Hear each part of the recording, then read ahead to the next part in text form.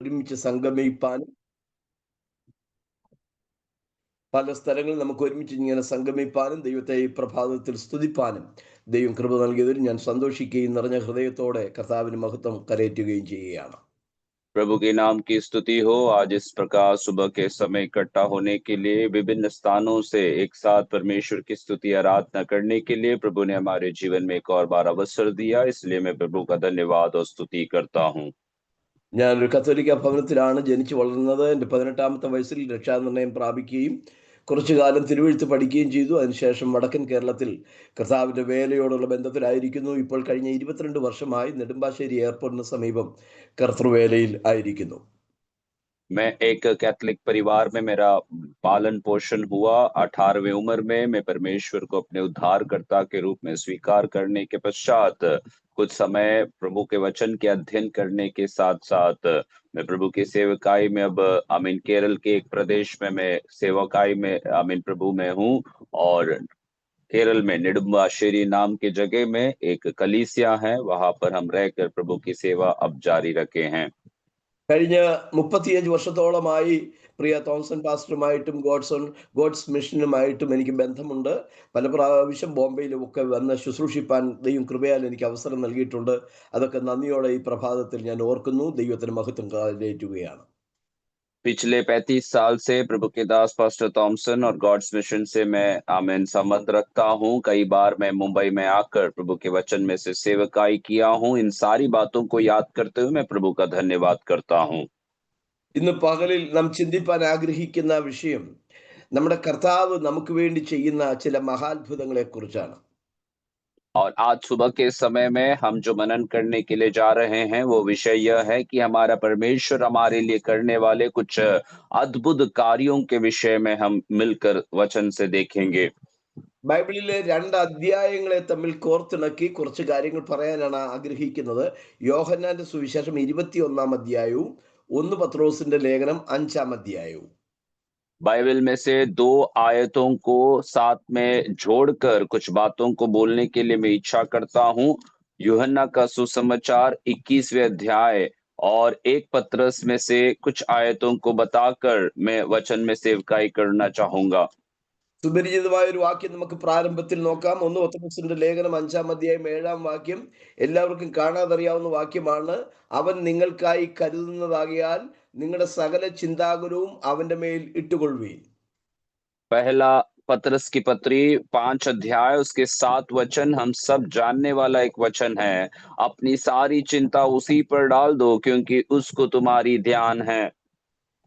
ഈ വാക്യത്തിന്റെ ചരിത്രപരമായ പശ്ചാത്തലം യോഹന്നാന്റെ സുവിശേഷം 21-ാം അധ്യായത്തിലാണ് കൊടുത്തിട്ടുള്ളത്. और इस वचन का जो संदर्भ जो हम देखेंगे वो यूहन्ना का सुसमाचार उसके 21वें आयत में बताया जाता है। യോഹന്നാൻ സുവിശേഷം 21-ാം അധ്യായത്തിന്റെ 3-ാമത്തെ വാക്യത്തിൽ പത്രോസ് ശിഷ്യന്മാരുടെ ആ സമക്ഷത്തിൽ ആ സമൂഹത്തിൽ എഴുന്നേറ്റ് നിന്നിട്ട് പറഞ്ഞു, ഞാൻ മീൻ പിടിക്കാൻ പോകുകയാണ് എന്ന് പറഞ്ഞു. और यूहन्ना के सुसमाचार 21 अध्याय उसके 3 आयत में इस प्रकार हम पढ़ते हैं कि शमौन जो पतरस था अपने चेलों के बीच में खड़े होकर इस प्रकार कहता है कि मैं मछली पकड़ने के लिए जा रहा हूँ।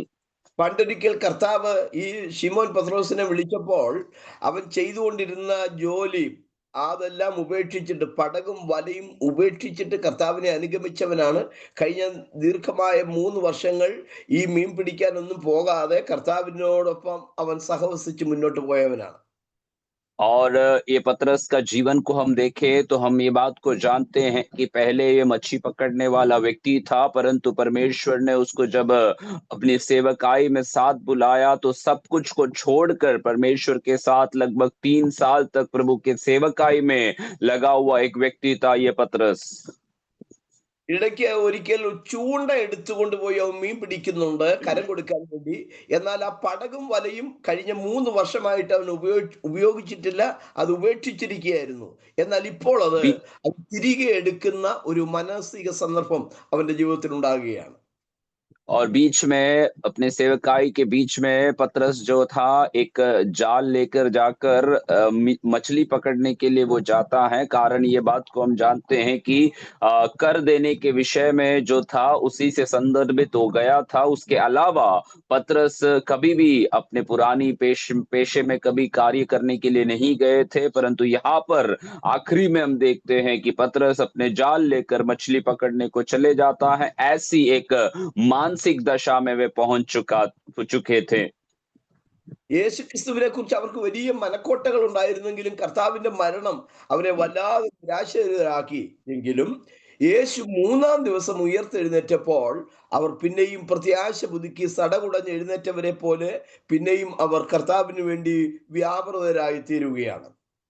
यीशु मसीह के बारे में बड़ी एक चिंता या एक बड़ी एक कल्पना या एक बड़ा एक सोच उन्होंने रखा था, परंतु यीशु मसीह की मृत्यु जो था उनको बहुत बड़ा एक आमीन एक एक बड़ा ऐसी अवस्था में उनको पहुंचा दिया कि वे उसमें से बाहर नहीं आ पाए। लेकिन तीसरे दिन जब यीशु मसीह जी उठकर बाहर आए तो उनके अंदर एक बड़ी आशा जाग उठने लगी और फिर से वे अपने में കേരള शामिल होने लगे।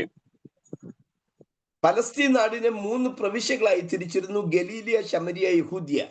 യഹൂദ്യയിൽ വെച്ചാണ് കർത്താവ് ക്രൂശിക്കപ്പെട്ടത്. ശിഷ്യന്മാർ യഹൂദ്യയിൽ ഇരിക്കുമ്പോഴാണ് കർത്താവ് അവർക്ക് അവിടെ പ്രത്യക്ഷപ്പെട്ടത്.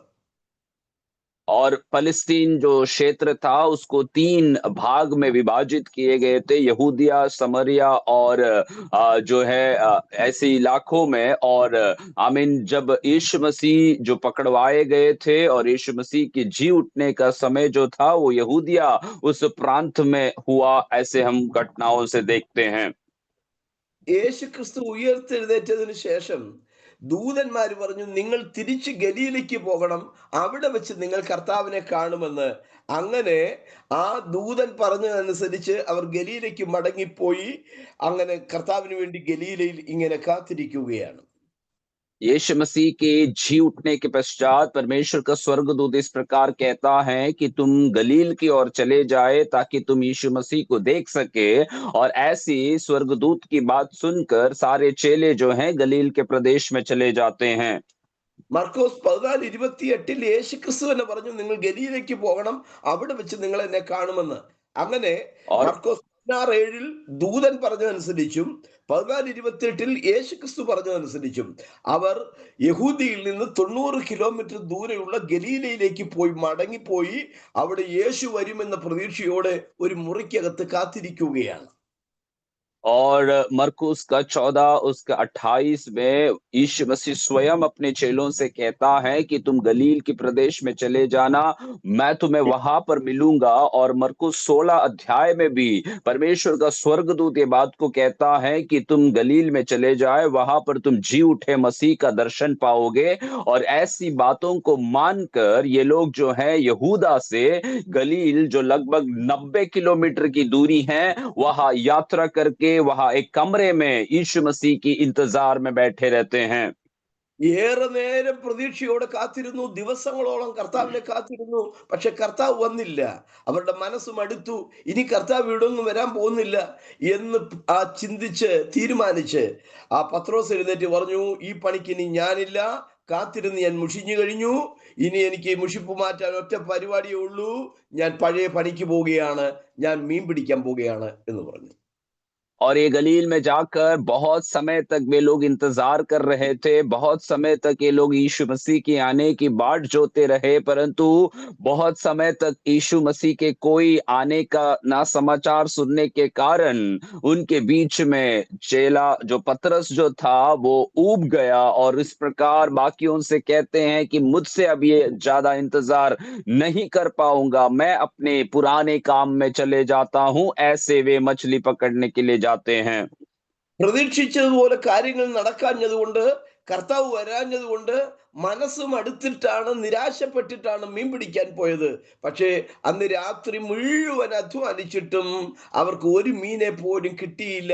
അവിടെയും അവർ വളരെ നിരാശരായി തീരുകയാണ്.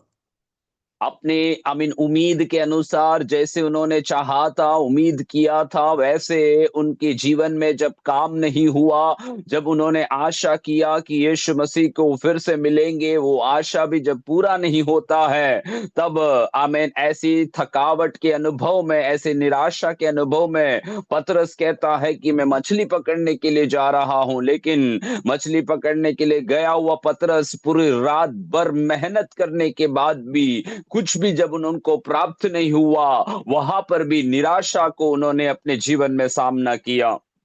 കർത്താവിനെ കാത്തിരുന്ന് മുഷിഞ്ഞു. കർത്താവ് വന്നില്ല. അങ്ങനെ അവർ നിരാശരായി. പിന്നെ മീൻ പിടിക്കാൻ പോയി. രാത്രി മുഴുവൻ അധ്വാനിച്ചു. ഒന്നും കിട്ടിയില്ല. അങ്ങനെയും അവർ നിരാശരായി. ആ നിരാശരായി നിൽക്കുമ്പോഴാണ് യേശു തിബരിയാസ് കടലിന്റെ തീരത്ത് അവർക്ക് വേണ്ടി പ്രത്യക്ഷമാകുന്നത്. और यहाँ पर हम देखते हैं कि यीशु मसीह का इंतजार करते-करते वे लोग ऊब गए, थक गए और वहाँ पर भी उनको निराशा का सामना करने पड़ा और बाद में वे जब अपने नौकरी को करने गए, पूरी रात भर मछली पकड़ने के लिए वे इंतजार कर रहे थे, परंतु कुछ भी व जहाँ मछली नहीं मिला, वहाँ पर भी उनको निराशा का सामना करना पड़ा। ऐसे समय में तिबिरियास झील के किनारे में यीशु मसीह उनके सामने प्रकट होता है। ആ തിബരിയാസ് കടലിന്റെ തീരത്ത് വെച്ച് യേശു ക്രിസ്തു അവർക്ക് വേണ്ടി കരുതിയ 3 കരുതലുകൾ നാം ആ സന്ദർഭത്തിൽ കാണുന്നുണ്ട്. ആ കരുതലുകൾ ആസ്വദിച്ചിട്ടാണ് പത്രോസ് പറയുന്നത് യേശു നിങ്ങൾക്ക് വേണ്ടി കരുതും എന്ന്. और उस तिबिरियास झील के किनारे में यीशु मसीह उनके लिए जो 3 बातों के विषय में जो उनके लिए ध्यान रखने वाला परिस्थिति है, उन बातों को याद करते हुए पतरस अपने पत्रियों में लिखता है कि वो तुम्हारे लिए ध्यान रखता है। वो तुम्हारे लिए चिंता करने वाला परमेश्वर है। യേശു കരുതിയ ഒന്നാമത്തെ കരുതൽ അവരുടെ ശരീരത്തിന്റെ തണുപ്പ് മാറ്റാൻ തക്കതായ തീക്കനൽ യേശു ആ തീരത്ത് കരുതി എന്നുള്ളതാണ്. और यीशु ने उनके जीवन के लिए पहली बात जो ध्यान रखने वाली विषय था, वो यह है कि उनके शरीर के ठंडापन को हटाने के लिए यीशु ने वहां पर कोयले, अंगारों को जलाकर रखा हुआ था। രാത്രി മുഴുവൻ കടൽക്കാറ്റടിച്ച് അവർ വളരെ ശാരീരികമായി തണുത്ത് മരവിച്ച ഒരവസരമാണ്. തന്നെയുമല്ല, അതിന് 3 ദിവസത്തിന് മുമ്പ് കർത്താവിനെ വിസ്തരിക്കുമ്പോൾ ലൂക്കോസ് 22:56 നമ്മൾ വായിക്കുന്നത് പട്ടാളക്കാർ നടുമുറ്റത്ത് തീ കാഞ്ഞുകൊണ്ടിരുന്നു എന്നാണ്. അതിന്റെ അർത്ഥം ഭയങ്കര തണുപ്പുള്ള ഒരു സീസണാണ്. ആ തണുപ്പുള്ള സീസണിൽ രാത്രി മുഴുവൻ അധ്വാനിച്ചു. ശരീരം മരവിച്ച് കടൽക്കാറ്റേറ്റ് ശരീരം മരവിച്ച് ഒരു വല്ലാത്ത അവസ്ഥയിൽ അവർ അവിടെ നിൽക്കുകയായിരുന്നു. और यहाँ पर वचन में हम पढ़ेंगे तो ये बात को हम जान सकते हैं। लूका रचित सुसमाचार उसके 22 अध्याय को हम पढ़ेंगे तो वहां पर भी ये बात को हम देखते हैं कि उस समय क्या जो मौसम ये था कि पूर्ण रीति से ठंडा रहने वाला या कड़ाके की सर्दी के मौसम थे, क्योंकि यीशु मसीह के पकड़वाए जाने के बाद यीशु मसीह को जो विस्तार करने के लिए लेके गया तो भी वहां पर कहा जाता है कि बाहर लोग जो थे वे लोग आग सुलगाकर वहां पर गर्मी को ताप रहे थे। इसी प्रकार यहाँ पर भी ठंड के मौसम में यीशु मसीह उनके लिए एक बड़ी गर्मी की अवस्था को लाने वाला एक वस्तु को हम देखते हैं।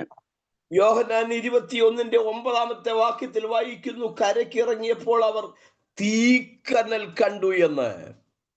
और यूहन्ना 21 का 9 आयत में जब हम आते हैं तो वहां पर ऐसे पढ़े जाते हैं कि जब वे किनारे पर उतरे तो उन्होंने कोयले की आग देखी। അവരുടെ ശരീരത്തിന് ഇപ്പോൾ അടിസ്ഥാനപരമായ ആവശ്യമുള്ളത്, അത്യാവശ്യമായിട്ടുള്ളത്, പ്രാഥമികമായിട്ട് ആവശ്യമുള്ളത് ആ ശരീരത്തിന്റെ തണുപ്പൊന്ന് മാറ്റണമായിരുന്നു. യേശുവിന്റെ അടുക്കൽ ആ തീക്കനൽ കരുതിയിരുന്നു. അവരുടെ ശരീരത്തിന്റെ തണുപ്പ് മാറ്റാൻ തക്കതായ തീക്കനൽ കർത്താവ് ആ തീരത്ത് ആ പ്രഭാതത്തിൽ തന്നെ കരുതി വച്ചിരുന്നു. और उन चेले जो रात भर जो मेहनत करके आ रहे थे, उनके आमीन जीवन का सबसे प्राथमिक एक आवश्यकता ये थी कि उनके शरीर जो रात भर आमीन आमीन झील के पानी में ठंडे अनुभव में रहने वाले उस शरीर को गर्मी तापने के लिए आमीन यीशु मसीह सबसे पहला उनके लिए इंतजाम इस प्रकार करता है कि वे जब सवेरे आमीन झील के किनारे पहुंचे तो उनके लिए कोयले में आग जलाकर यीशु इंतजार करता है। രണ്ടാമത്തെ കർത്താവിന്റെ കരുതൽ അവരുടെ വിശപ്പ് മാറ്റുന്ന പ്രാതൽ യേശു അവർക്ക് വേണ്ടി ആ തീരത്ത് കരുതി വെച്ചു എന്നുള്ളതാണ്. और दूसरी बात यीशु मसीह उनके लिए इंतजाम किया हुआ वस्तु जो है उनकी भूख मिटाने के लिए सुबह का नाश्ता उनके लिए परमेश्वर तैयार करता है। കർത്താവ് പറയുകയാണ്, കുഞ്ഞുങ്ങളെ വന്ന് പ്രാതൽ കഴിച്ചുകൊള്ളുവീൻ എന്ന് പറഞ്ഞ് യേശു അവരെ ക്ഷണിക്കുകയാണ്. സ്കൂളിലേക്ക് और പോയ കുഞ്ഞ് 4 മണിക്ക് തിരിച്ച് വീട്ടിൽ വരുമ്പോ ആ കുഞ്ഞിന് കൊടുക്കാൻ വേണ്ടി ആർദ്രതയോടെ അമ്മ ആഹാരം ഒരുക്കി കാത്തിരിക്കുന്നത് പോലെ ആ ശരീരം തണുത്തവരായി മനസ്സ് മടുത്തവരായ ആ ശിഷ്യന്മാർക്ക് വേണ്ടി യേശു ആ കടലിന്റെ തീരത്ത് ആഹാരം ഒരുക്കി വെച്ചുകൊണ്ട് അവർക്ക് വേണ്ടി കാത്തിരിക്കുകയായിരുന്നു. അവരുടെ വിശപ്പ് മാറ്റാൻ തക്കതായ ആ പ്രാതൽ യേശു അവർക്ക് വേണ്ടി പ്രഭാതത്തിൽ കരുതി വെച്ചു. यीशु मसीह जो था उनको इस प्रकार कहते हैं कि ये बच्चों आकर तुम अपनी सुबह का भोजन को खा लो। जैसे एक 4 बजे स्कूल छूट कर आने वाले बच्चे के लिए माता बड़ी ध्यान से उसकी भूख मिटाने के लिए, उसकी थकावट को हटाने के लिए जैसे भोजन को तैयार कर कर रखती हैं, वैसे यीशु मसीह भी अपने चेलों के लिए आमीन उनकी शरीर जो थके हुए थे, निराशा को आमीन अनुभव किए हुए चेलों को आमीन भोजन तैयार करते हुए यीशु मसीह उनका इंतजार करता है। യോഹന്നാൻ 21:5 യേശു അവരെ വിളിക്കുന്നത് കുഞ്ഞുങ്ങളെ എന്നാണ്. വാസ്തവത്തിൽ ആ സന്ദർഭത്തിൽ അവരെ വിളിക്കേണ്ടിയിരുന്നത്, എടാ അനുസരണം കെട്ടവന്മാരെ, ഞാൻ പറഞ്ഞതനുസരിച്ച് കാത്തിരിക്കാതെ ഇട്ടിട്ട് പോയവന്മാരെ എന്ന് പറഞ്ഞ് അവരെ ശകാരിക്കുകയായിരുന്നു വേണ്ടത്. എന്നാൽ യേശു അവരെ വളരെ സ്നേഹമസൃണമായ വിളിയോടുകൂടെയാണ് അവരെ അഭിസംബോധന ചെയ്യുന്നത്. കുഞ്ഞുങ്ങളെ എന്ന് വളരെ സ്നേഹവായ്പോടെ യേശു അവരെ വിളിക്കുകയാണ്. यूहन्ना 21:5 में जब हम पढ़ेंगे तो वहां पर इस प्रकार लिखा गया है कि हे बालकों, ऐसे शब्द से यीशु मसीह चेलों को पुकारता है। वास्तविक रूप से देखा जाए तो उनको इस प्रकार डांट लगाने की अवस्था में आना चाहिए था, क्योंकि यीशु मसीह के पास कारण है कहने के लिए, क्योंकि यीशु की बात को ना सुनते हुए वे अपनी कार्यों में अपनी मर्जी से चले गए थे। लेकिन वहां पर यीशु उनको ना डांटते हुए बड़े प्यार के साथ, प्रेम के साथ बालकों ऐसे उनको पुकार कर उनको संबोधित कर रहा है। ആ മീൻപിടുത്തക്കാരുടെ കൂട്ടത്തിൽ യോഹന്നാൻ ഉണ്ടായിരുന്നു. യേശുവിന്റെ ശിഷ്യന്മാരിൽ സ്വാഭാവിക മരണം വരിച്ച ഏക വ്യക്തി യോഹന്നാനാണ്. യോഹന്നാന്റെ സ്നേഹത്തിന്റെ അപ്പോസ്തലൻ എന്നാണ് നമ്മൾ അറിയുന്നത്. അദ്ദേഹത്തിന്റെ ലേഖനത്തിൽ യേശു അന്ന് വിളിച്ച വിളിപ്പേര് കുഞ്ഞുങ്ങളെ എന്ന ആ വിളി യോഹന്നാൻ തന്റെ ലേഖനത്തിൽ പല പ്രാവശ്യം ആവർത്തിക്കുന്നുണ്ട്. और उस आमीन मच्छी पकड़ने में गए हुए चेलों में यूहन्ना, जो एक स्वाभाविक मृत्यु मरा हुआ एक चेला था और यीशु का प्रिय चेले के रूप में जानने वाला एक चेला, वो चेला इस प्रकार आमीन वचन में हमें बताता है, कई जगह पर यूहन्ना की सुसमाचार में बताया जाता है कि यीशु मसीह अपने चेलों को आमीन हे बालकों कर कर कई बार संबोधित करते हैं। യോഹന്നാന്റെ ലേഖനം 1 യോഹന്നാൻ 2:1 കുഞ്ഞുങ്ങളെ പാപം ചെയ്യാതിരിപ്പാൻ, 2:8 കുഞ്ഞുങ്ങളെ ഇത് അന്ത്യനാഴികയാകുന്നു, 2:13 കുഞ്ഞുങ്ങളെ നിങ്ങൾ പിതാവിനെ അറിഞ്ഞിരിക്കാൻ. കുഞ്ഞുങ്ങളെ എന്ന വിളി സ്നേഹത്തോടു കൂടിയ ഒരു വിളിയാണ്. और यूहन्ना की पत्री में भी पहले यूहन्ना पहले अध्याय दूसरे अध्यायों में ये बात को हम देखते हैं कि यूहन्ना आमीन इस प्रकार अपने आमीन पाठकों को संबोधित करते हैं कि हे बालकों तुम पाप मत करो, हे बालकों तुम परमेश्वर की आज्ञाओं को मानो इत्यादि आमीन एक प्रेम की भाषा को उपयोग करने वाले एक पत्री को हम देखते हैं। യേശു കരുതിയ മൂന്നാമത്തെ കരുതൽ അവരുടെ പഞ്ഞം മാറ്റുന്ന മീൻകൂട്ടം യേശു അവർക്ക് വേണ്ടി കരുതി എന്നുള്ളതാണ്. और यीशु मसीह अपने चेलों के लिए तीसरा जो आमीन उनके प्रति ध्यान देने वाला विषय यह था कि उनकी सारी आमीन मुश्किलों को हटाने वाले आमीन एक अवस्था में भरकर उनको मछली यीशु मसीह ने उस जाल में दे दिया। നിരാശയോടെ നിൽക്കുന്ന അവരോട് കർത്താവ് പറയുകയാണ്, മീൻപിടുത്തത്തിന് വല വീശുവീൻ, എന്നാൽ നിങ്ങൾക്ക് കിട്ടും. निराशा में पड़े हुए चेलों से यीशु मसीह इस प्रकार कहता है कि अपने आमीन जाल को आमीन पानी में फेंक दो तो तुम्हें मछलियां प्राप्त होगी। ആ രണ്ട് വാക്കുകൾ ഒന്ന് ചേർന്ന് ചിന്തിക്കണം. അവര് പറയുന്നത്, നാഥ, രാത്രി മുഴുവൻ അധ്വാനിച്ചിട്ടും ഞങ്ങൾക്ക് ഒന്നും കിട്ടിയില്ല. എന്നാൽ യേശു പറയുന്നത്, വല വീശുവീൻ, എന്നാൽ നിങ്ങൾക്ക് കിട്ടും എന്നാണ്. और दोनों बातों को हमें ध्यान से थोड़ा समझ कर लेना है। यीशु मसीह से चेले इस प्रकार कहते हैं कि हे स्वामी, हे गुरु, हमने रात भर पूरी आमीन परिश्रम करके हमें कुछ भी प्राप्त नहीं हुआ। और यीशु मसीह यहाँ किनारे पे खड़े होकर कहता है कि तुम आमीन मछली पकड़ने के लिए अपने जाल को बिछाओ तो तुम्हें मिल जाएगी। യോഹന്നാന്റെ സുവിശേഷം 21-11 ഞാനൊന്ന് വായിക്കാം. നിങ്ങൾക്ക് തിരുവെഴുത്ത് തുറന്നു നോക്കാം. അവിടെ വായിക്കുന്നത്, ശീമോൻ പത്രോസ് കയറി 153 വലിയ മീൻ നിറഞ്ഞ വല കരയ്ക്ക് വലിച്ചു കയറ്റി. അത്ര വളരെ ഉണ്ടായിരുന്നിട്ടും വല കീറിയില്ല. और यूहन्ना 21 का 11 आयत में आपके सामने पढ़ता हूं, इस प्रकार लिखा है, तो शमौन पतरस ने डोंगी पर चढ़कर 153 बड़ी मछलियों से भरा हुआ जाल किनारे पर खींचा और इतनी मछलियां होने पर भी जाल न फटा। അവരുടെ മറുപടി, ഒന്നും കിട്ടിയില്ല എന്നാണ്. യേശുവിന്റെ വാക്ക് കിട്ടുമെന്നാണ്. അവർ വീശി 153 വലിയ മീനെ നൽകി.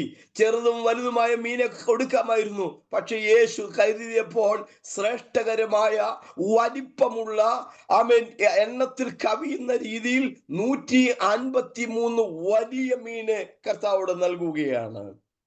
यहाँ पर चेलों ने यीशु मसीह के सवाल पर इस प्रकार उत्तर देता है कि हमने परिश्रम किए और हमको कुछ भी नहीं मिले, लेकिन यीशु मसीह कहता है कि तुम मेरी बात को मानकर तुम अधिकारियों को करोगे तो तुम्हें मिल जाएगी। और इस प्रकार जब उन्होंने जाल बिछाकर जब मछलियों को पकड़े तो उनको 153 जो बड़ी मछलियां थी आमीन उनको उस जाल में वे प्राप्त करे। चाहिए था तो छोटी बड़ी मछलियों का एक सम्मेलन वहां पर हो सकता था, परंतु परमेश्वर ने जब प्रबंध किया तो उनके लिए बड़ी अच्छी रीति से परमेश्वर उनको आमीन प्रबंध करके देता है। മീൻ അത്ര വളരെ ഉണ്ടായിരുന്നിട്ടും വല കീറിയില്ല.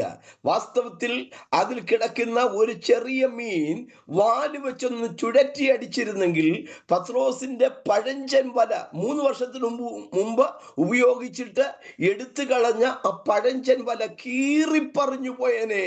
പക്ഷേ ആ വലയിൽ അകപ്പെട്ട ഒറ്റ മീൻ പോലും കീറിയില്ല. തിരുവെഴുത്ത് ശ്രദ്ധിക്കുക, മീൻ അത്ര വളരെ ഉണ്ടായിരുന്നിട്ടും വല കീറിയില്ല.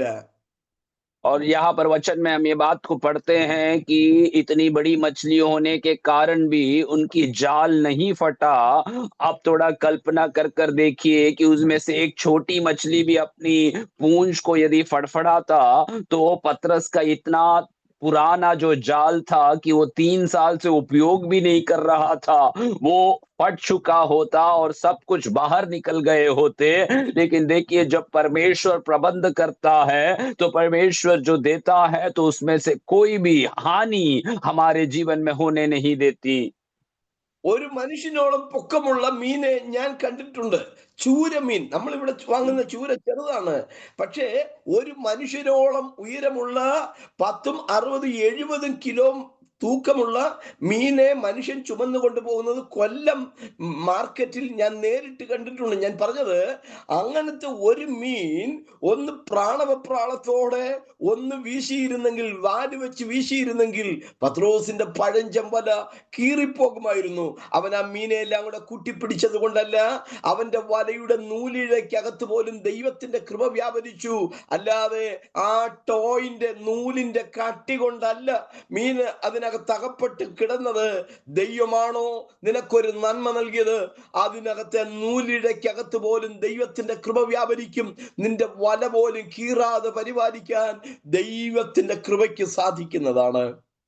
और परमेश्वर के वचन में हम जब देखते हैं तो मैंने आमीन मेरे गांव में हमारे क्षेत्रों में मैंने इस बात को आंखों से देखा है कि आमीन मछुआरे जो हैं बड़े 60-70 किलो की बड़ी-बड़ी मछलियों को उठा कर लेकर जाते हुए मैंने देखा है। तो इसी प्रकार यदि एक मछली भी उनमें से यदि अपने प्राण बचाने के लिए अपने आप को फड़फड़ाते तो आमीन इन जाल जो आमीन हल्की धागों से बनाए जाते हैं वे आराम से फट जाते। लेकिन यहाँ पर आप देखिए कि इतनी बड़ी मछलियों का पकड़ में भी पतरस की जाल बिल्कुल भी नहीं फटा।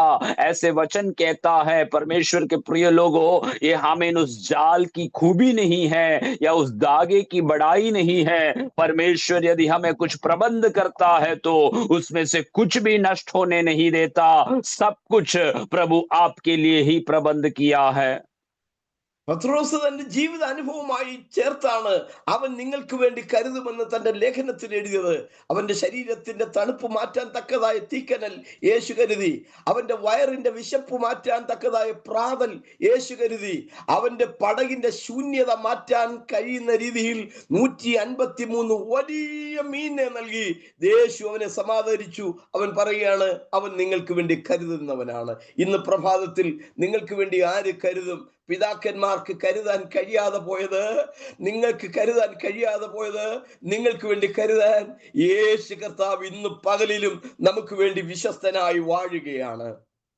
परमेश्वर के प्रिय लोगों, यहाँ पर प्रभु का वचन में हमने देखा कि परमेश्वर के दास पतरस पत्रियों में इस प्रकार बताता है कि वो तुम्हारी चिंता करता है, वो तुम्हारा ध्यान करने वाला परमेश्वर है। क्योंकि पतरस ने अपने जीवन में अनुभव किया हुआ एक वस्तु, एक बात है कि यीशु मसीह उसकी आमीन शरीर की ठंडाई या आमीन ठंडेपन को हटाने के लिए यीशु मसीह ने आग को दिलाकर उनके शरीर को गर्मी पहुंचाया।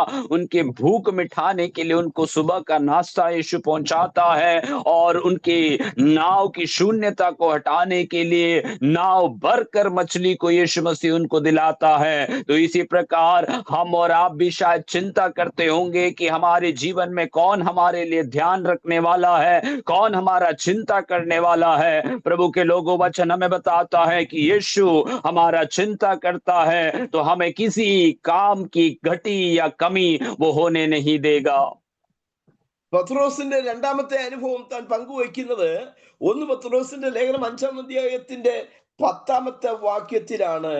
അവിടെ നാം ഇങ്ങനെ വായിക്കുന്നു, എന്നാൽ അല്പകാലത്തേക്ക് കഷ്ടം സഹിക്കുന്ന നിങ്ങളെ ക്രിസ്തുവിൽ തന്റെ നിത്യ തേജസ്സിനായി വിളിച്ചിരിക്കുന്ന സർവകൃപാലുവായ ദൈവം തന്നെ, അടുത്ത ഭാഗം, യഥാസ്ഥാനപ്പെടുത്തി ഉറപ്പിച്ച് ശക്തീകരിക്കും.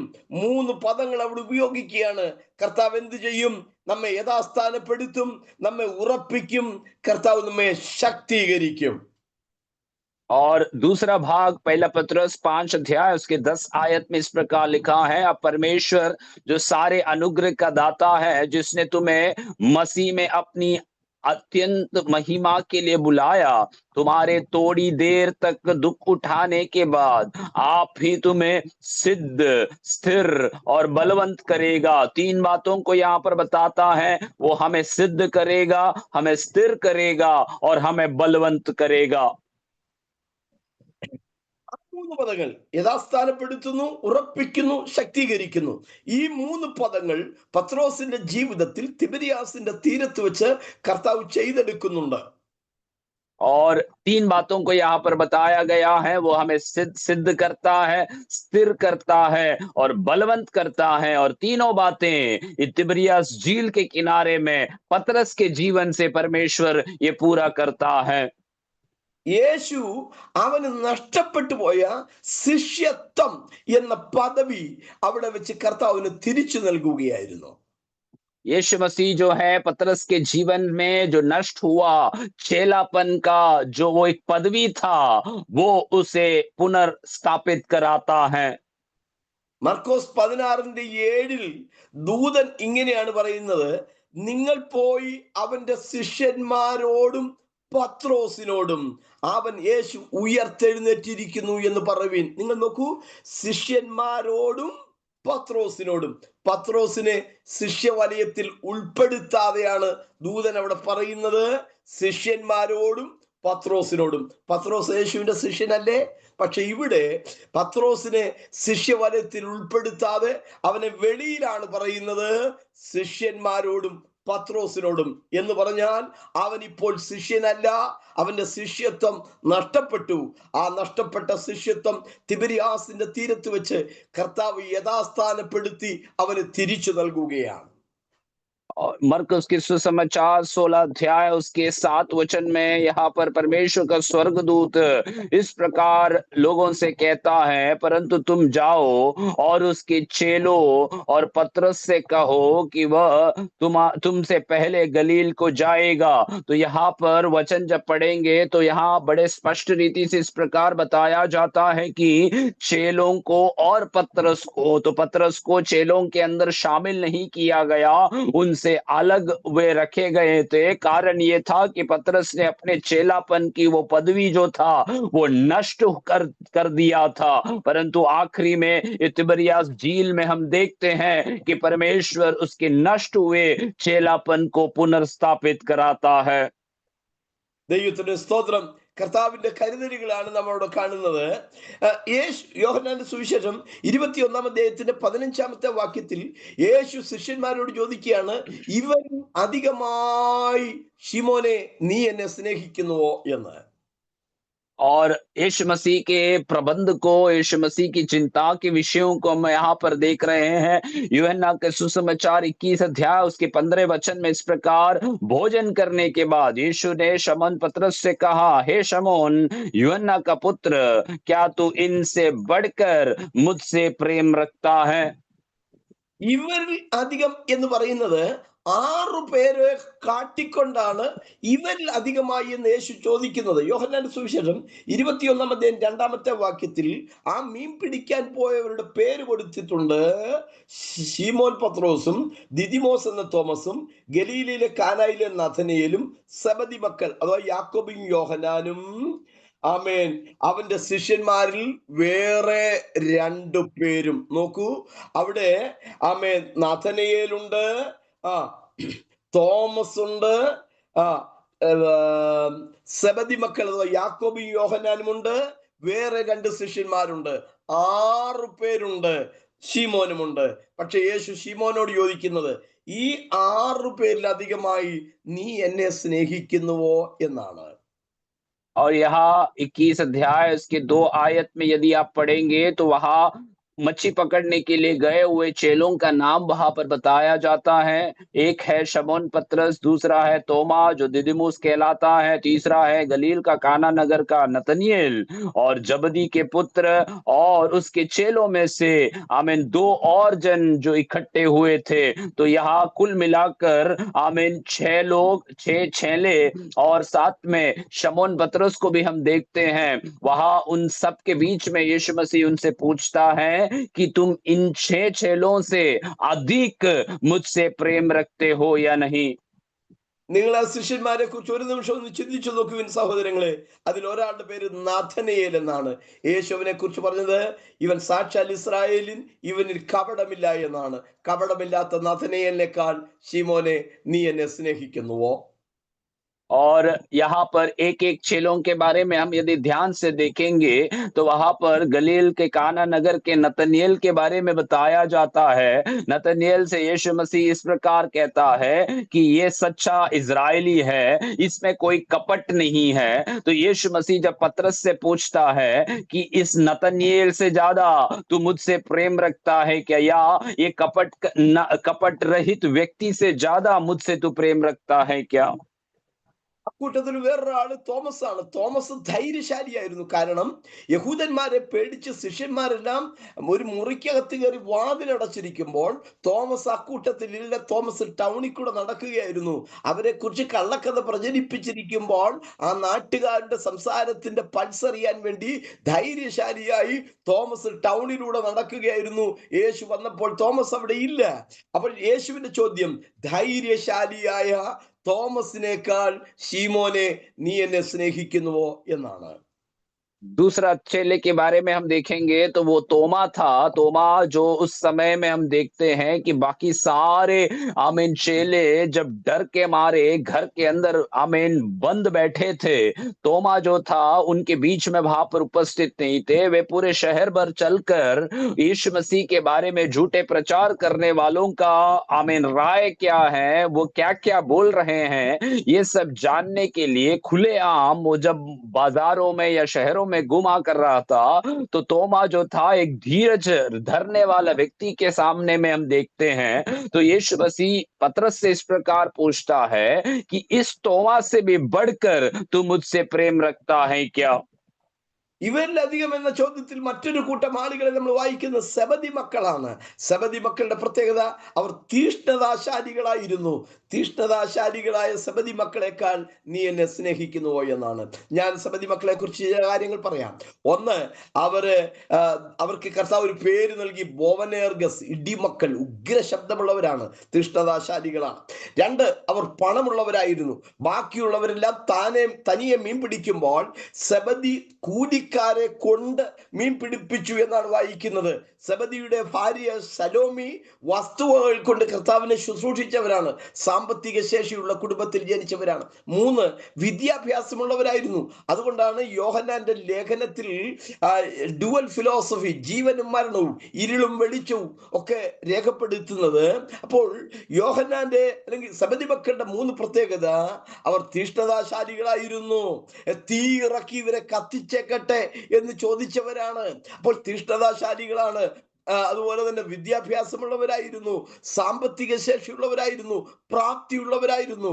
യേശുവിനെ അറസ്റ്റ് ചെയ്ത് കൊണ്ടുപോകുമ്പോൾ ശീമോൻ പത്രോസ് കയ്യഫാവിന്റെ കൊട്ടാരത്തിന് വെളിയിൽ നിൽക്കുമ്പോൾ ധൈര്യത്തോടെ കൊട്ടാരത്തിനകത്തേക്ക് പോകാൻ കഴിയത്തക്ക രീതിയിൽ യോഹന്നാന സമൂഹത്തിൽ സ്വാധീനതയുണ്ടായിരുന്നു.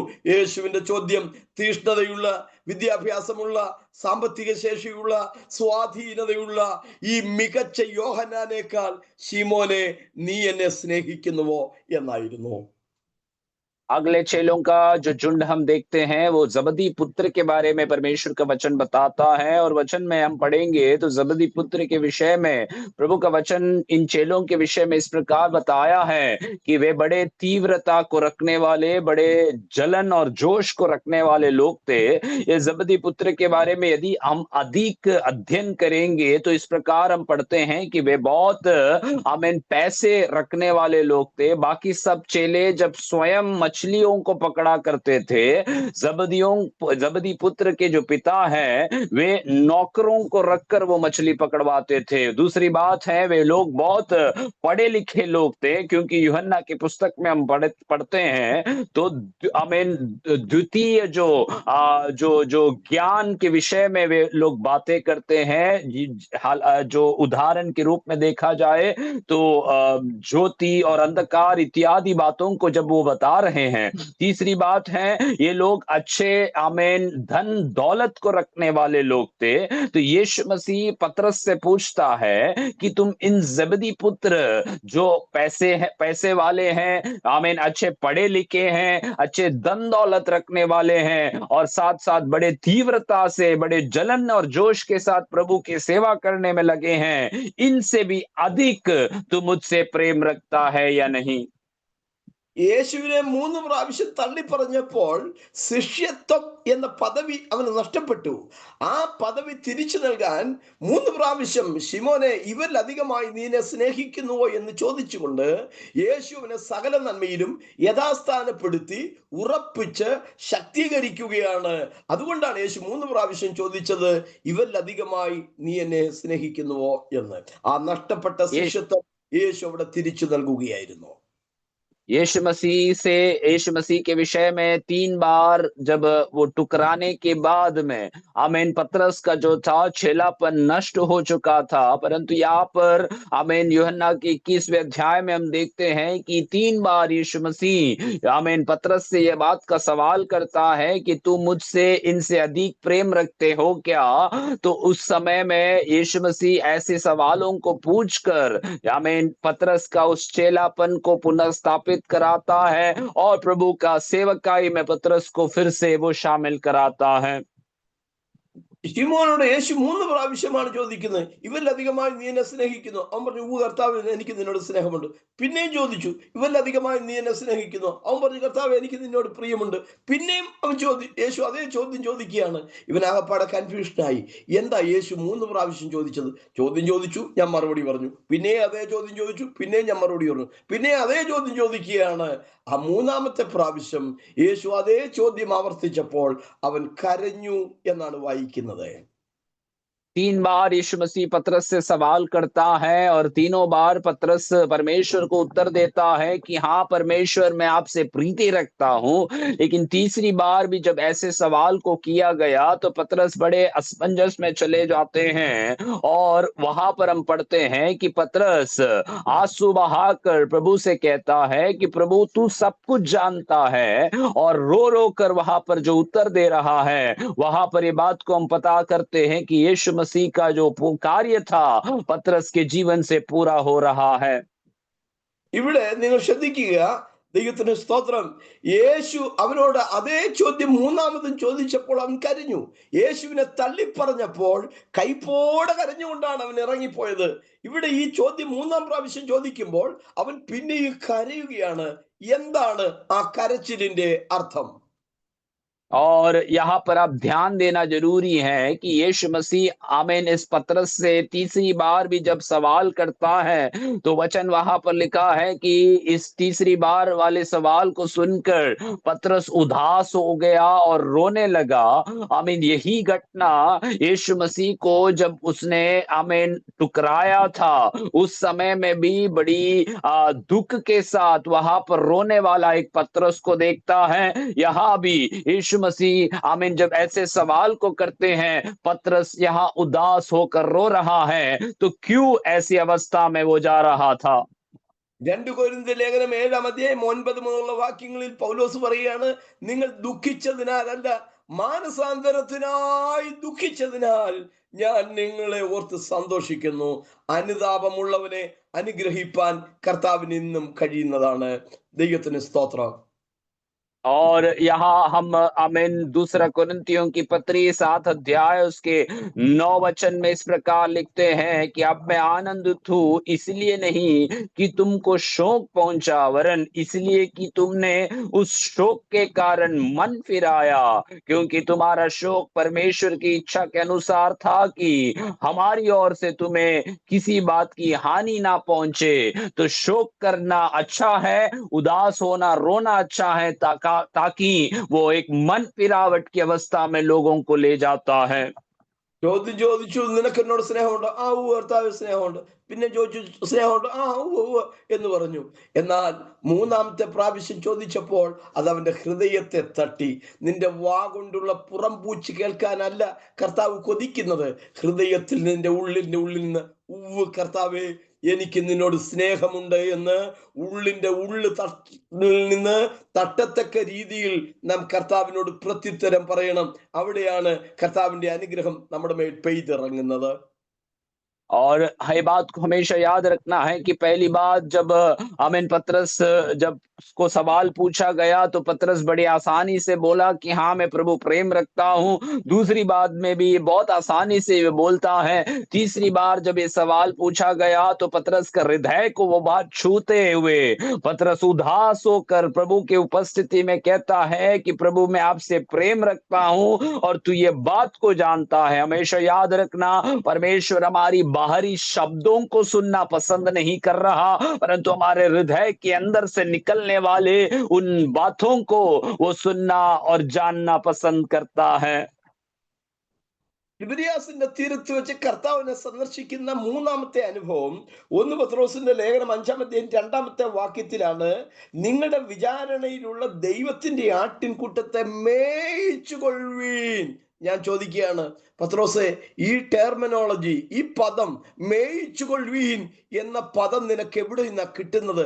അവൻ പറയും, തിബിരിയാസിന്റെ കടൽ തീരത്ത് വെച്ച് കർത്താവിനെ സകല നന്മയിലും യഥാസ്ഥാനപ്പെടുത്തി ഉറപ്പിച്ച് ശക്തീകരിച്ചപ്പോൾ യേശു എനിക്ക് നൽകിയ ഉത്തരവാദിത്വം എൻ്റെ ആടുകളെ പാലിക്കുക, എൻ്റെ കുഞ്ഞാടുകളെ മേയിക്കുക എന്നാണ്. അതുകൊണ്ടാണ് അവൻ അതേ പദം ഇവിടെ എടുത്തുദ്ധരിക്കുന്നത്. നിങ്ങളുടെ വിചാരണയിലുള്ള ദൈവത്തിന്റെ ആട്ടിൻകൂട്ടത്തെ മേയിച്ചു കൊള്ളുവീൻ. दूसरी बात, पहले पत्रस की पत्री 5 अध्याय उसके 2 आयत में ये बात को पत्रस इस प्रकार बताता है कि परमेश्वर का जो झुंड है जो तुम्हारे बीच में है उसकी रखवाली करो। ये रखवाली करो, ये शब्द कहाँ से पत्रस को मिला, ये यदि पूछा जाए तो यूहन्ना के सुसमाचार 21वें अध्याय में यीशु मसीह जब पत्रस से सवाल करता है तो पत्रस यीशु मसीह पत्रस से इस प्रकार कहता है कि मेरे भेड़ को तू चरा, मेरे भेड़ की रखवाली कर। तो यही बात पतरस यीशु मसीह की बातों को लेकर अपने पाठकों से कह रहा है कि तुम्हारे बीच में जो झुंड है उसकी रखवाली करना है। ഇടയ ശുശ്രൂഷയുടെ ശ്രേഷ്ഠത യേശു ഇവിടെ അടുക്കടുക്കായി വിവരിക്കുകയാണ്. എങ്ങനെ ആടുകളെ പാലിക്കണം നമ്മൾ വായിക്കുന്നു. 2 വാക്യങ്ങൾ. ആമേൻ. നിർബന്ധത്താൽ അരുത്, ദുരാഗ്രഹത്തോടെ അരുത്, ഇടവുകളുടെ മേൽ കർത്തൃത്വം നടത്തുന്നവരായിട്ട് ആകരുത്. അരുത് എന്ന 3 പദങ്ങൾ അവിടെ വായിക്കുകയാണ്. ഇനി എങ്ങനെ വേണം ദൈവത്തിന് ഹിതമാവണ്ണം മനഃപൂർവമായി, അതുപോലെ തന്നെ ആട്ടിൻകൂട്ടത്തിന് മാതൃകകളായി ഇരുന്നു കൊണ്ട് ശുശ്രൂഷ ചെയ്യണം. പാസ്റ്ററൽ മിനിസ്ട്രിയിൽ, ഇടയ ശുശ്രൂഷയിൽ ഇത് എങ്ങനെ ചെയ്യരുത് എന്ന 3 പദം. അടുത്തത്, ഇനി ഇതെങ്ങനെ ചെയ്യണം എന്ന 3 പദം അവിടെ പറയുകയാണ്. ഇടയ ശുശ്രൂഷയുടെ ശ്രേഷ്ഠത യേശു അവിടെ വെളിപ്പെടുത്തുകയാണ്. കാരണം എന്താണെന്നറിയാമോ? ഇവർക്കൊടുവിൽ കിട്ടാൻ പോകുന്ന പ്രതിഫലം. ഇടയ ശ്രേഷ്ഠൻ വെളിപ്പെടുമ്പോൾ നിങ്ങൾ തേജസ്സിന്റെ വാടാത്ത കിരീടം പ്രാപിക്കും. और पासबानी सेवकाई के बारे में परमेश्वर के वचन में पत्रस इस प्रकार इस 5वें अध्याय उसके 2-3 आयतों में बताता है कि पासबानी की सेवकाई किस प्रकार नहीं करना चाहिए और किस प्रकार हमें करना चाहिए। आमीन। यहाँ पर बताता है कि दबाव से नहीं परंतु परमेश्वर की इच्छा के अनुसार आनंद से करना है।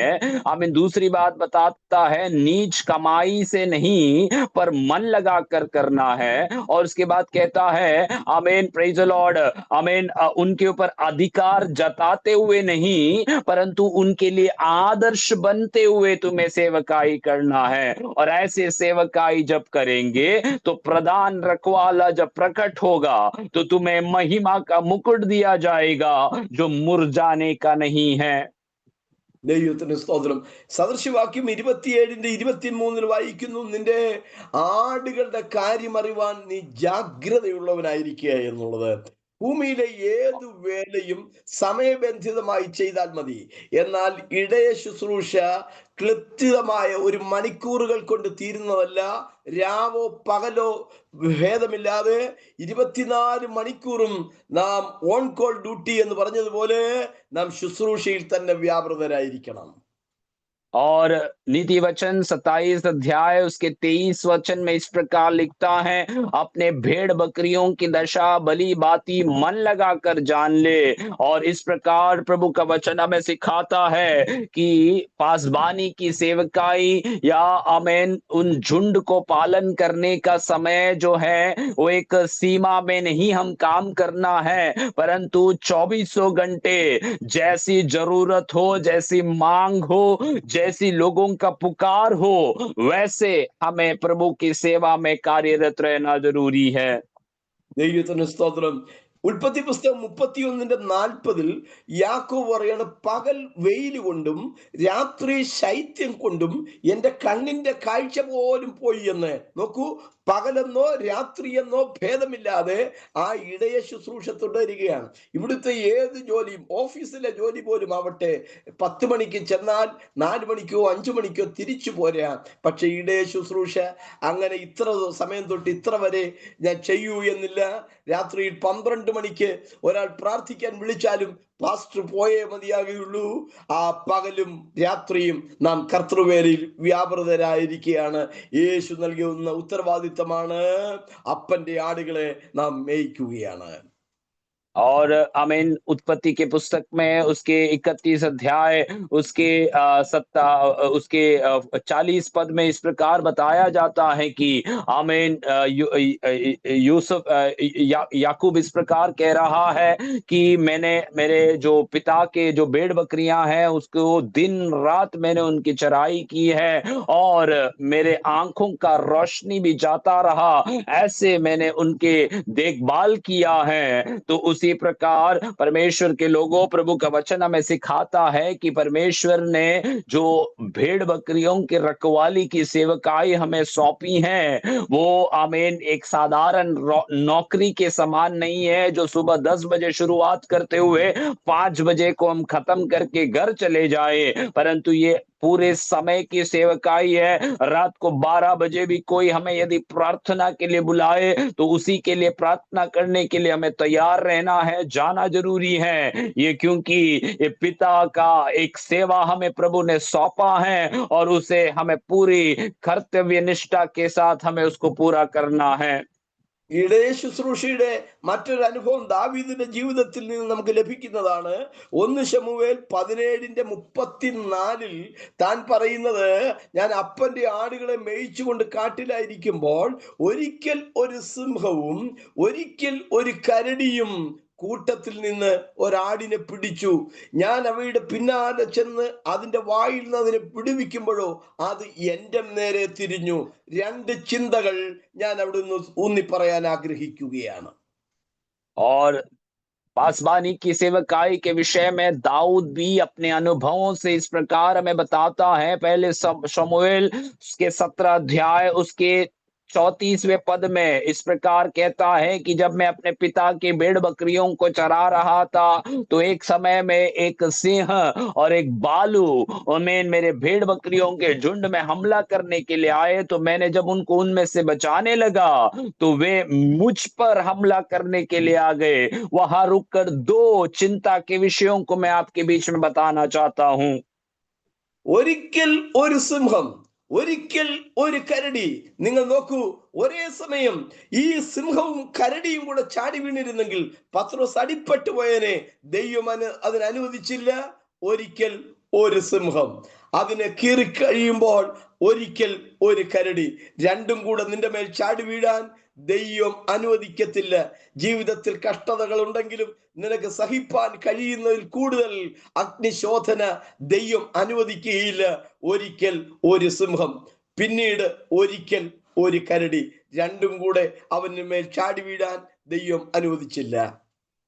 और यहाँ पर आमीन वचन में इस प्रकार बताया जाता है कि एक बार एक सिंह ने आमीन दाऊद की भेड़ बकरियों के झुंड में हमला किया, दूसरी बार एक आमीन बालू ने उनके झुंड को हमला किया। परमेश्वर का वचन हमेशा में बताता है कि दोनों एक ही समय पर यदि हमला करने आते तो दाऊद अपने आप को या अपने भेड़ बकरियों को बचा नहीं सकता था। आमीन, हमेशा याद रखना है, परमेश्वर भी आमीन सेवकाई में आमीन निराशा हो या कोई भी प्रकार का संकट और मुसीबत हो, आमीन बार बार या कई चीज एक साथ हमारे ऊपर हमला नहीं करने देता, परंतु एक एक बार हमें आमीन ऐसे हमें समयों से होकर जाने की अनुमति देता है ताकि प्रभु अपना प्रबंध कार्यों को हमारे जीवन में प्रकट करे। ദൈവത്തിന് സ്തോത്രം, ഹല്ലേലൂയ. ഇനി ആടുകളെ അവയുടെ വായിൽ വിടുവിക്കുമ്പോഴോ അത് എന്റെ മേൽ ചാടി വീണു. ശുശ്രൂഷയിലെ ഒരു അനുഭവമാണ്. ചില വ്യക്തികൾക്ക് വേണ്ടി, ചില വിഷയങ്ങൾക്ക് വേണ്ടി പ്രാർത്ഥിക്കുമ്പോൾ അതിന്റെ പോരും പോരാട്ടവും നമ്മുടെ മേൽ അടിക്കാറുണ്ട്. എന്നതുകൊണ്ട് ഞങ്ങൾ വേല ചെയ്യാതിരിക്കില്ല. രണ്ട് കാര്യം: ഒന്ന്, അപ്പന്റെ ആടുകളെയാണ് ഞങ്ങൾ മേയിക്കുന്നത്. രണ്ട്, അതിനെ കീറിക്കളയാനുള്ള ആത്മശക്തി പരിശുദ്ധാത്മാവ് തരും.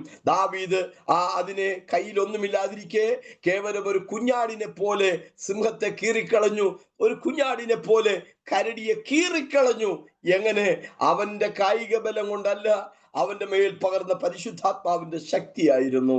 ആ പ്രതിസന്ധിയുടെ നടുവിൽ താങ്ങാൻ പറ്റാത്തില്ല എന്ന് നീ വിചാരിക്കുന്ന സന്ദർഭത്തിൽ ദൈവം തന്റെ ആത്മാവിന്റെ ശക്തി അളവ് കൂടാതെ നിന്റെ മേൽ തരും. നിനക്ക് അതിനെ അതിജീവിക്കാൻ കഴിയും.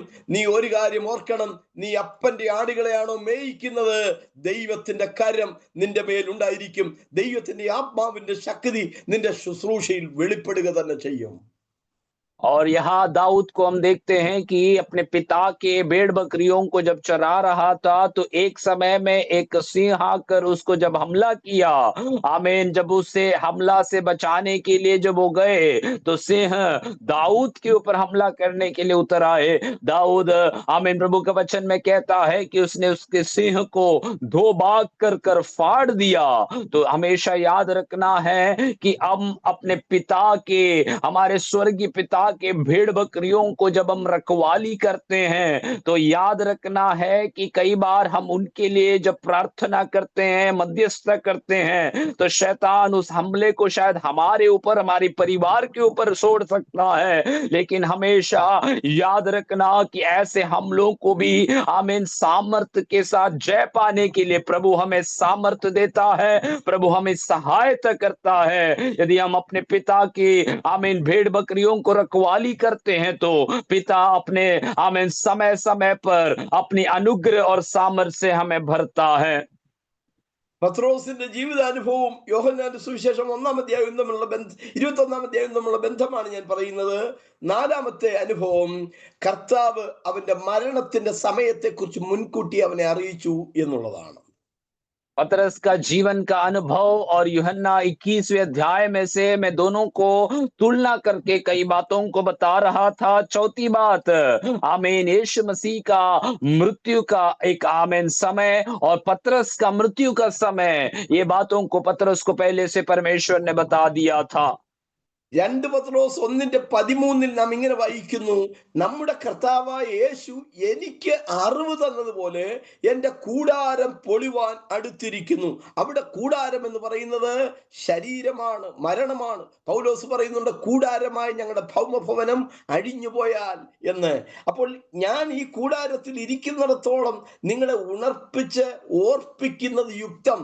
കൂടാരം പൊളിവാൻ അടുത്തിരിക്കുന്നു എന്ന് പറയുന്നത് എന്റെ സമയത്തിന്റെ, എന്റെ മരണത്തിന്റെ സമയം അടുത്തിരിക്കുന്നു എന്നാണ്. और दूसरे पत्रस में पत्रस इस प्रकार बताता है कि मेरे शरीर जो तंबू है उसका उतारे जाने का समय निकट आ चुका है। तो जब तंबू, ये नाम, ये शब्द से पत्रस अपने शरीर के विषय को संबोधित करते हुए कह रहा है कि मेरे शरीर इस संसार से जाने के लिए समय निकट आया हुआ है।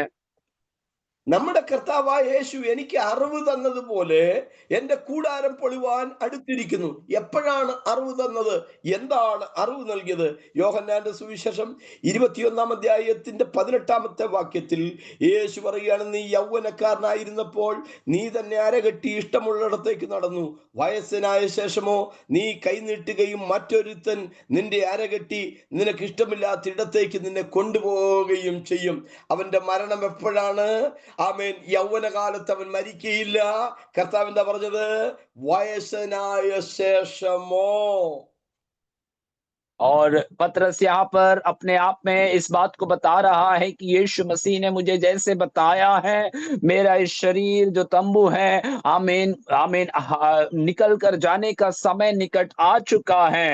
ये कहाँ से और कैसे ये पतरस को पता चला? ये यदि बात को पूछा जाए तो यूहन्ना के सुसमाचार उसके 21 अध्याय उसके, आमीन, 18वें आयत में इस प्रकार लिखा है, मैं तुझसे सच सच कहता हूं कि जब तू जवान जवान था तो अपनी कमर बांधकर जहां चाहता था वहां फिरता था, परंतु जब तू बूढ़ा होगा तो अपने हाथ फैलाएगा, दूसरा तेरी कमर बांधकर जहां तू ना चाहेगा वहां तुझे ले जाएगा। आमीन। ये बात का संकेत था कि पतरस की मृत्यु के विषय में परमेश्वर पहले से उसे बता रखा था कि वो एक बुढ़ापे के समय में आमीन उसे आमीन मृत्यु को सामना करना है।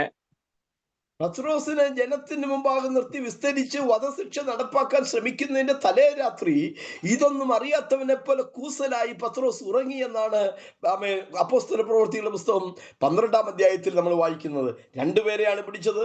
അതിൽ കൂട്ടുപ്രതിയായ യാക്കോബിനെ വെട്ടിക്കൊന്നു. പത്രോസിനെ അടുത്ത ദിവസം കൊല്ലാൻ പോവുകയാണ്. പക്ഷേ താൻ അത് അറിയാത്തവനെ പോലെ തെല്ലും കൂസലില്ലാതെ ഞാൻ സമാധാനത്തോടെ കിടന്നുറങ്ങും എന്ന് തിരുവെഴുത്ത് പറയുന്ന പോലെ അവൻ അവിടെ കിടന്നുറങ്ങി. കാരണം എന്താണെന്നറിയാമോ? യേശു അവന്റെ മരണത്തിന്റെ സമയം പറഞ്ഞിരുന്നു, നീ വയസ്സനായ ശേഷമേ മരിക്കുകയുള്ളൂ. അവന് പറയാനുള്ളത്, ഹെരോദാ രാജാവേ, കൂട്ടുപ്രതിയായ യാക്കോബിനെ നീ വെട്ടിക്കൊന്നാലും ഞാൻ ഭയപ്പെടില്ല. എന്റെ മേൽ രാജാക്കന്മാരുടെ മേൽ അധികാരമുള്ള രാജാതി രാജാവ് എന്റെ മരണത്തിന്റെ സമയം കുറിച്ചു പറഞ്ഞിട്ടുണ്ട്. ഞാൻ വയസ്സനായ ശേഷമേ മരിക്കുകയുള്ളൂ എന്ന്.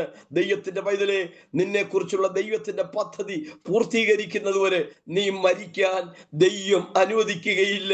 ഇന്നത്തെ പ്രതിസന്ധിയിൽ നീ തളർന്നു പോകുകയില്ല. നീ ജയിലിൽ നിന്നതുപോലെ കഷ്ടതയിൽ നിന്ന് പുറത്തു വരും. നിന്റെ വേല നീ നിറവടിയായി നിവർത്തിക്കും. और पतरस ये बात को अच्छी रीति से जानता था, इसलिए प्रेरितों के काम में जब याकूब के साथ जब पतरस को बंदी गृह में डाल दिया गया, पतरस आमीन याकूब को पहले दिन मार दिए गए, आमीन बाद में आमीन पतरस की बारी थी, लेकिन वह वचन बताता है कि पतरस बड़े आराम से उस कारागृह के अंदर सोया रहा, क्योंकि पतरस को किसी बात की चिंता नहीं थी, मृत्यु की कोई भय नहीं था, क्योंकि वो अच्छे से ये बात को जानता है कि परमेश्वर ने उसे पहले से ये वायदा दिया है कि वे मृत्यु अपने बुढ़ापे में ही देख पाएंगे। तो इसीलिए आमीन उसके प्रति आने वाले चाहे कितने भी बड़े षड्यंत्र क्यों ना हो, चाहे कितने भी बड़े योजनाएं क्यों ना हो, वो कोई भी उसके ऊपर प्रबल नहीं होगा। ये अच्छे से पतरस जानता था। मेरे प्रिय लोगों, आपको और आमीन परमेश्वर ने वायदा दिया है तो वायदा पूरा होने तक आपके जीवन में आपके ऊपर कोई भी प्रकार की हानि, कोई भी प्रकार की मृत्यु आपको नहीं आएगी, क्योंकि प्रभु जब तक आपके ऊपर के वायदा पूरा नहीं करता है तब तक आपको संभालने के लिए वो प्रभु सामर्थी है। 4 പ്രധാന ചിന്തകളാണ് നാം ഇന്ന് ചിന്തിച്ചത്. ഒന്ന്, യേശു നമുക്ക് വേണ്ടി കരുതുന്നവനാണ്. ആ തിബരിയാസിന്റെ തീരത്ത് ശരീരത്തിന്റെ തണുപ്പ് മാറ്റാൻ തക്ക തീക്കനൽ യേശു കരുതി. വയറിന്റെ വിശപ്പ് മാറ്റാനുള്ള പ്രാതൽ യേശു കരുതി. അവന്റെ പടകിന്റെ ശൂന്യത മാറ്റാനുള്ള 153 വലിയ മീനെ നൽകി. പടക് മുങ്ങുമാറാകുവോളം, വല കീറുമാറാകുവോളം സമൃദ്ധമായ നന്മകൾ യേശു അവിടെ നൽകി. യേശു നമുക്ക് വേണ്ടി കരുതുന്നവനാണ്. 4 मुख्य विषयों को आज हमने यहाँ पर सुबह पर मनन किया है। पहला है, वो परमेश्वर हमारे विषय में ध्यान रखता है, हमारी चिंता करता है। यहाँ आमीन तिबरियास के झील के किनारे में आमीन उस आमीन चेलों का शरीर के ठंडापन को हटाने के लिए आग को परमेश्वर ने सुलगा कर रखा था। उनके भूख मिटाने के लिए उनके लिए भोजन तैयार किए। उनके आमीन उनकी नाव की शून्यता को मिटाने के लिए परमेश्वर ने आमीन उस नाव में भरकर मछलियां दिया ताकि वे जाल आमीन फटे ना, ऐसे उनके जीवन में प्रभु ने प्रबंध करके दिया। രണ്ടാമത് നമ്മൾ ചിന്തിച്ചത്, കർത്താവ് നമ്മെ സകല നന്മയിലും യഥാസ്ഥാനപ്പെടുത്തി ഉറപ്പിച്ച് ശക്തീകരിക്കുന്നവനാണ് എന്നാണ്. നഷ്ടപ്പെട്ട ശിഷ്യത്വം യേശുവിന് തിരിച്ചു നൽകി അവനെ കർത്താവ് ശുശ്രൂഷയിലേക്ക് മടക്കി വരുത്തി എന്നാണ് നമ്മൾ വായിക്കുന്നത്. दूसरी बात हमने पढ़ा था कि परमेश्वर सब कुछ सिद्ध करता है, स्थिर करता है और बलवंत करता है। आमीन। पतरस के जीवन में जो नष्ट हुआ चेलापन का वो पदवी था, वो उसे लौटा कर देता है और उसको पुनर्स्थापित भी कराता है। മൂന്നാമത് നമ്മൾ ചിന്തിച്ചത് ഇടയ ശുശ്രൂഷയുടെ ശ്രേഷ്ഠതയാണ്. വിചാരണയിലുള്ള ആട്ടിൻകൂട്ടത്തെ മേയിച്ചു കൊള്ളുക. ആ പദപ്രയോഗം തിബരിയാസിന്റെ തീരത്ത് വെച്ച് യേശു അവന് നൽകിയ ആ ഉത്തരവാദിത്തമായിരുന്നു. ഇടയ ശുശ്രൂഷ നിറപടിയായി നിവർത്തിച്ചാൽ ഇടയ ശ്രേഷ്ഠൻ വെളിപ്പെടുമ്പോൾ നിങ്ങൾ തേജസ്സിന്റെ വാടാത്ത കിരീടം പ്രാപിക്കും. तीसरी बात जो था वो पासबानी सेवकाई के विषय में कुछ आमीन अहम बातों को परमेश्वर ने पतरस को बता कर दिया था। तिबरियास के झील के किनारे में यीशु मसीह पतरस से कहता है कि तू मेरी भेड़ की रखवाली करो, आमीन, मेरे भेड़ को चराओ। उसी प्रकार पतरस भी आमीन उस 5वें अध्याय के दूसरे आयत में लिखता है कि आमीन किस प्रकार पासबानी सेवकाई करना है और उसमें से हमें क्या कुछ आमीन पासबानी सेवकाई में हमें बातों को ध्यान रखना है, उन बातों को पतरस हमें बता कर देता है। നാലാമത് നമ്മൾ ചിന്തിച്ചത് കർത്താവായ യേശു എനിക്ക് അറിവ് തന്നതുപോലെ എൻ്റെ കൂടാരം പൊളിവാൻ അടുത്തിരിക്കുന്നു. അറിവ് തന്നതും തിബരിയാസിന്റെ തീരത്ത് വെച്ചാണ്. വയസ്സനായ ശേഷമേ നീ മരിക്കുകയുള്ളൂ എന്ന് യേശു അവനോട് പറഞ്ഞു. ദൈവത്തിന്റെ സമയത്ത് മാത്രമേ നിന്റെ ജീവൻ ഭൂമിയിൽ നിന്ന് മാറ്റപ്പെടുകയുള്ളൂ. അതിനു മുമ്പ് വരുന്ന ഏത് കഷ്ടതകളെയും അതിജീവിക്കാൻ ദൈവം നിനക്ക് കരുത്ത് പകരും. ഈ വചനങ്ങളാൽ ദൈവം നമ്മെ സഹായിക്കുമാറാകട്ടെ. तो चौथी बात आमीन पतरस के विषय में परमेश्वर ने इस प्रकार बताया गया कि उसके आमीन शरीर रूपी तंबू को खाड़ने का समय निकट आ चुका है। इसके बारे में भी ज्ञान परमेश्वर ने उस तिबरियास झील के किनारे में रहने के समय में पतरस को बताया था कि आमीन तू बुढ़ापे के समय में इस शरीर को छोड़कर जाएगा। और इसीलिए हमेशा याद रखना है कि परमेश्वर ने आपको जब तक आपका समय नियुक्त किया है तब तक आने वाली जो भी कष्ट हैं, जो भी मुश्किलें हैं, उन सबको सामना करने का सामर्थ्य प्रभु आपको देगा। प्रभु का समय पर भी प्रभु आपको लेकर जाएगा। ദൈവം നമ്മെ ഈ വചനങ്ങളാൽ അനുഗ്രഹിക്കട്ടെ. Thank you. इन वचनों